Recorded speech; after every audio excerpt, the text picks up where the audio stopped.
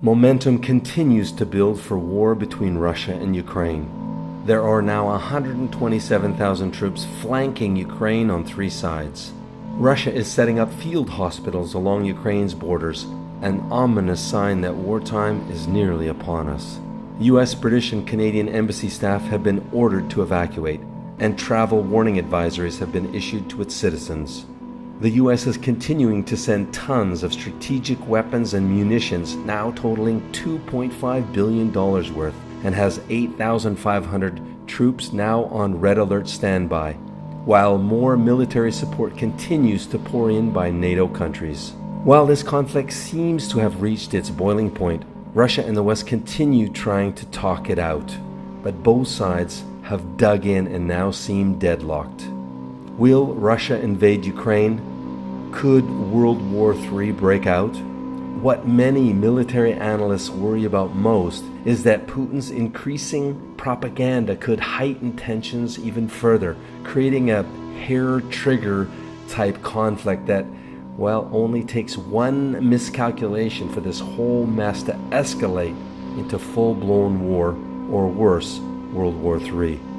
In order to truly understand what's going on and why 127,000 Russian troops are camped out at Ukraine's back door, you need to get inside the head of one man. Because this is really the story of what Vladimir Putin really wants. Putin would have you believe that his life's work is to undo what he calls the greatest political catastrophe of the 20th century. The breakup of the Soviet Union. He would have us believe that that's what he really wants. But remember, Putin always tries to get his way through lies and deception. So let's go deeper and see if we can, get inside Putin's head to help us get to the bottom of this conflict.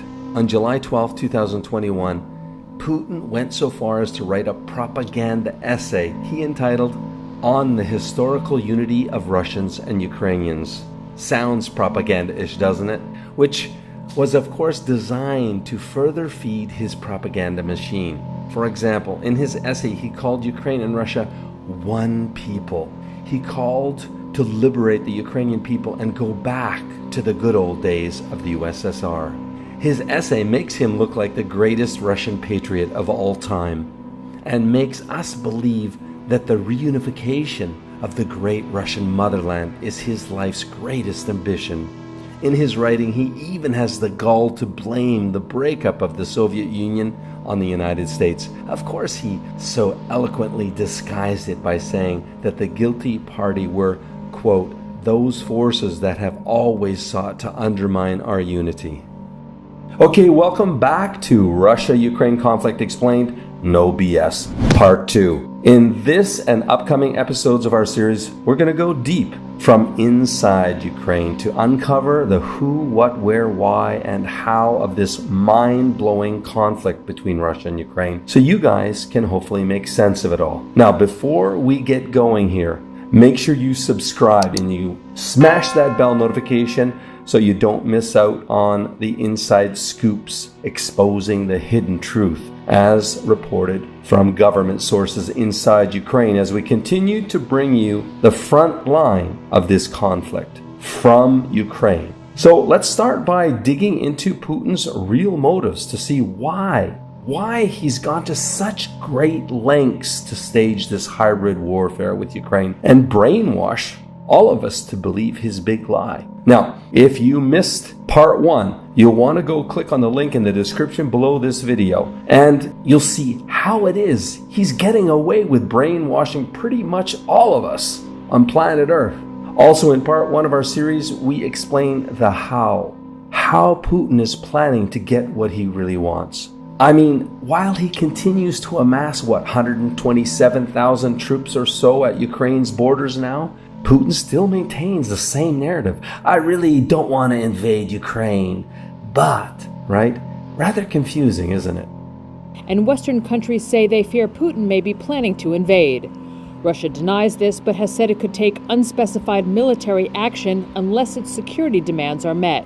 So although it sure seems military action is Putin's how, in reality, how he plans to get what he really wants is much different.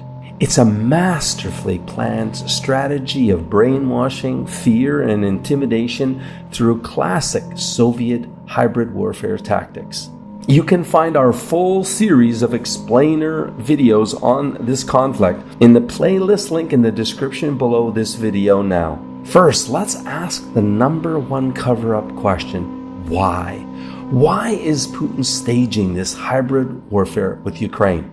Well, as complex and mind-boggling as this whole conflict is, Putin's MO is rather simple. It's twofold: money and power. Being the world's richest and one of its most powerful men, it's not good enough for him. So his insatiable appetite for money and power is clearly Putin's big why. We'll have more corroborative evidence on that coming up. So let's go deeper to figure out what's his angle. How is he going to get more money and more power? What's he really going for here? What's his play? Let's take a look at his upcoming election just around the corner in 2024. Yet he has a problem. He's faced with his lowest ever ratings. So to bolster his sunken ratings, what does he need to do? Well, he needs to appease or please the people. How can he do that? Well, he can start by improving their economic situation. Okay, well, that takes time. So let's take a look at the worst case scenario. Everybody's afraid of what? Well, especially with all these positioning and support for Ukraine now, everybody's worried about war with Putin against Russia, right? Let's imagine that happens. How is that going to help Putin? Just imagine for a moment, thousands upon thousands of Russian soldiers coming home to their moms, to their babushkas in body bags. What is that going to do to his ratings? Well, of course, it's going to be the kiss of death for his chances of re-election, right? I mean, there's only so far he can take fudging the elections, right? So, begs the question, what the fuck is he doing? Putting 127,000 troops, even nukes now, knocking on Ukraine's borders. How will Putin try to get away with it? Well, for insights to this question, a rather complex question, I would agree, let me introduce you to Putin's most feared man, Alexei Navalny, leader of Russia's opposition party, founder of Russia's anti-corruption foundation. Alexei.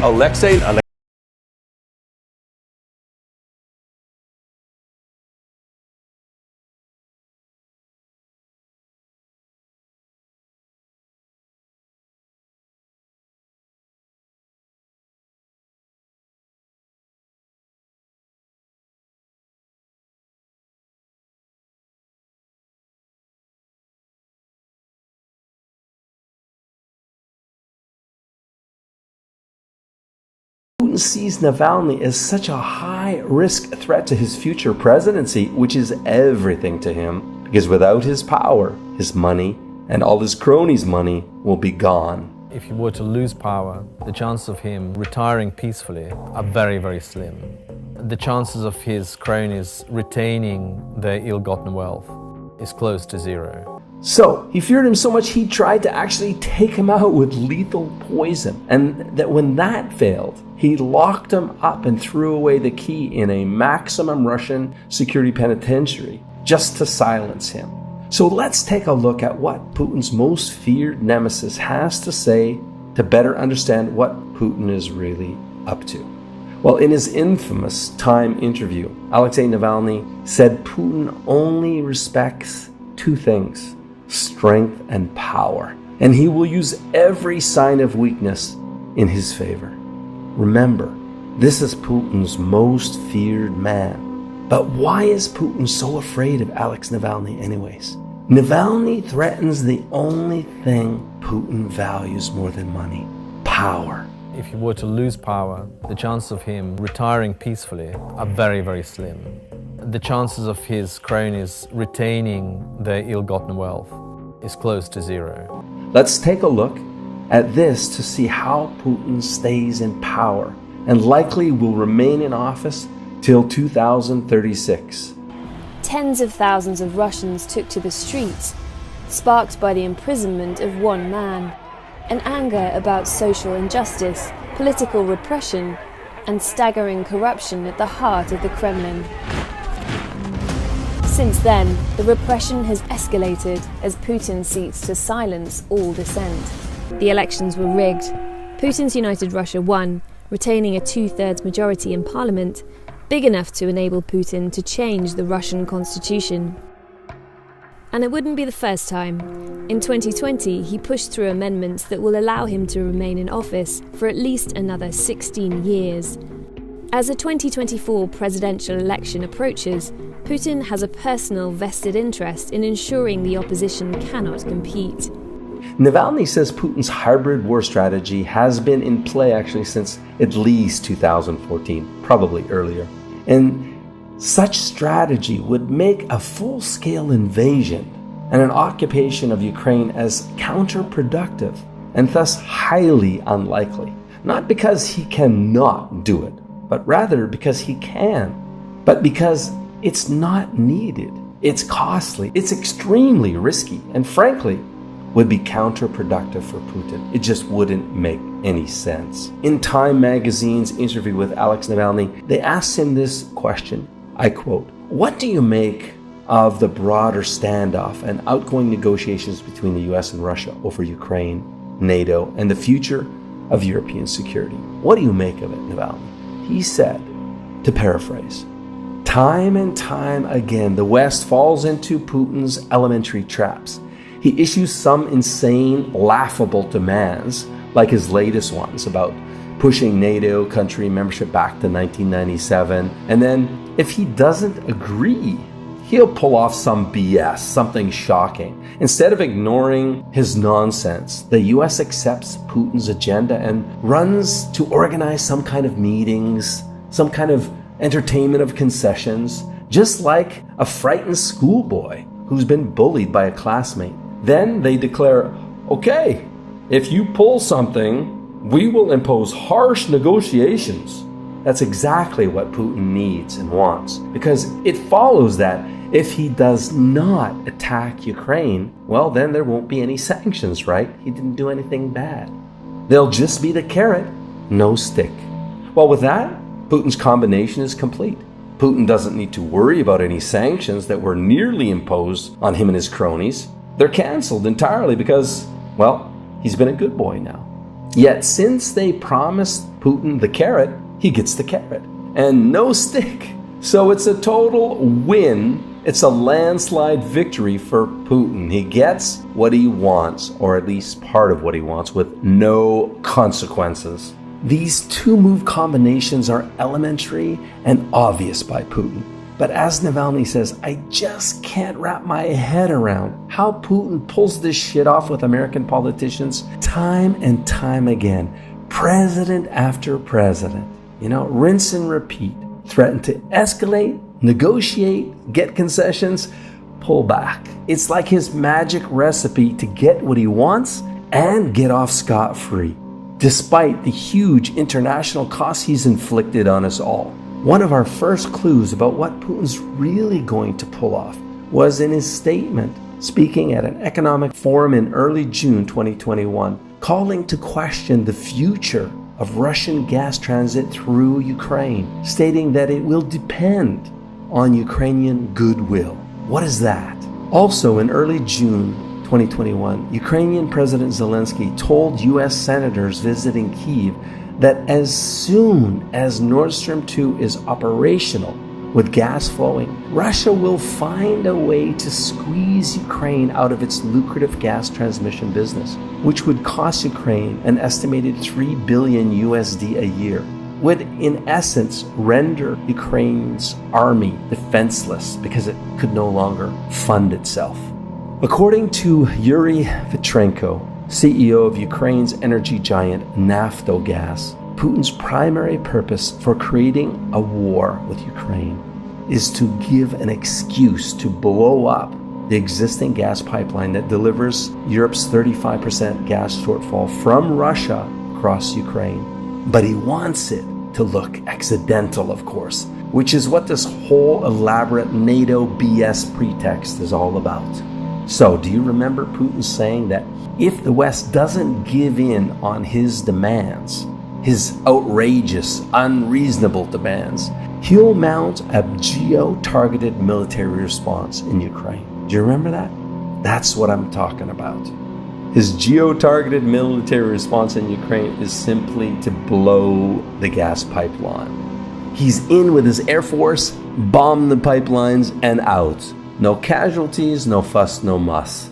Vitrenko, CEO of Ukraine's Naftogaz, went on to say he is certain Russian gas will no longer use Ukraine's existing pipeline transmission system through Ukraine once Nord Stream 2 is online, despite the current contract it has with Russia until 2025.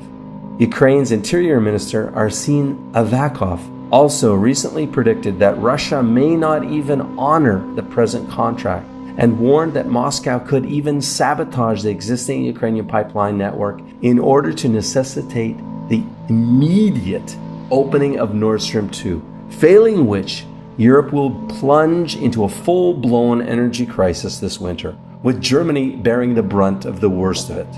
Furthermore, Vitrenko argues that Nord Stream 2 is primarily a geopolitical weapon designed to hurt Ukraine and monopolize Europe's energy markets.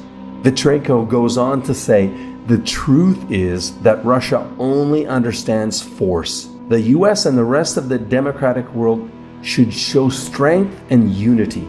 That is the only way to change Russia's malign behavior, says Vitrenko.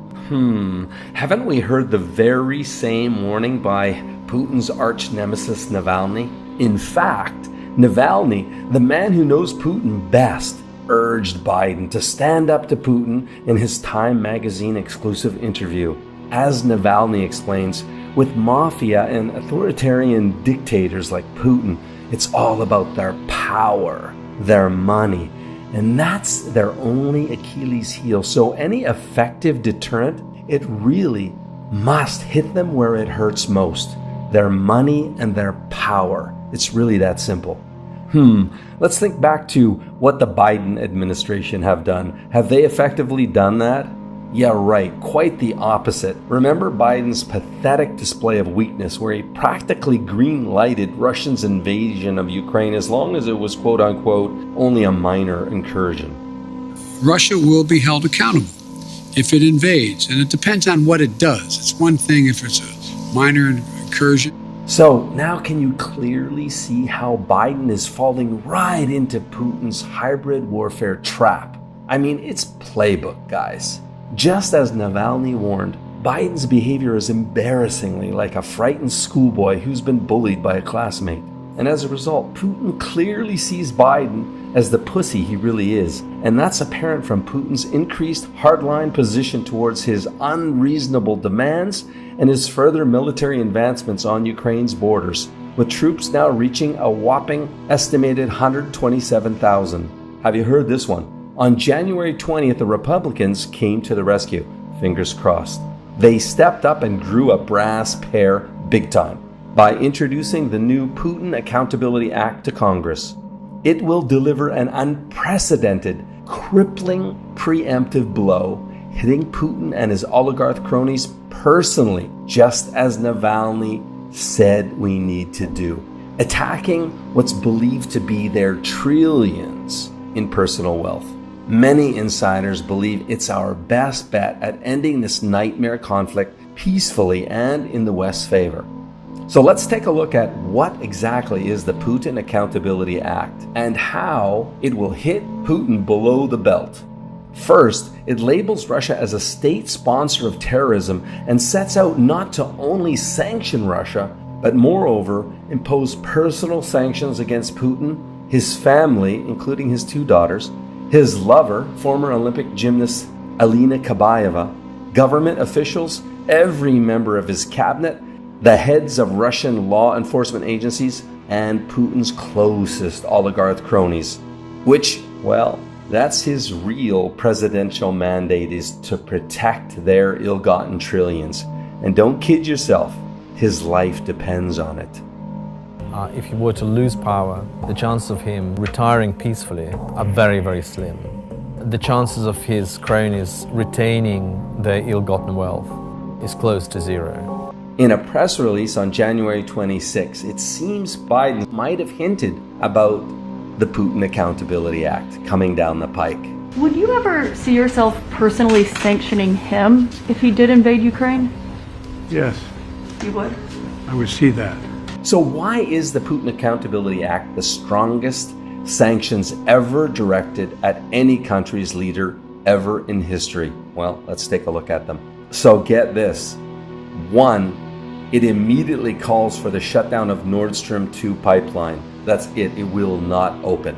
2, it demands Putin to immediately pull out of the illegally occupied Crimea, can you imagine? Or face a worldwide import-export ban, and including a ban on computer chips, which it desperately needs.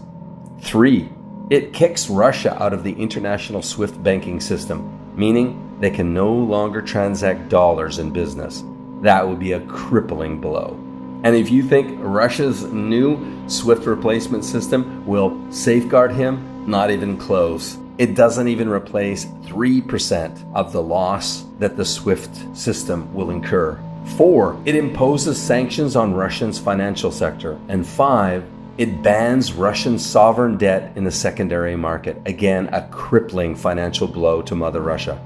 Now, the real power of the Putin Accountability Act is that it's meant to deter conflict before, is the imperative word, before it happens.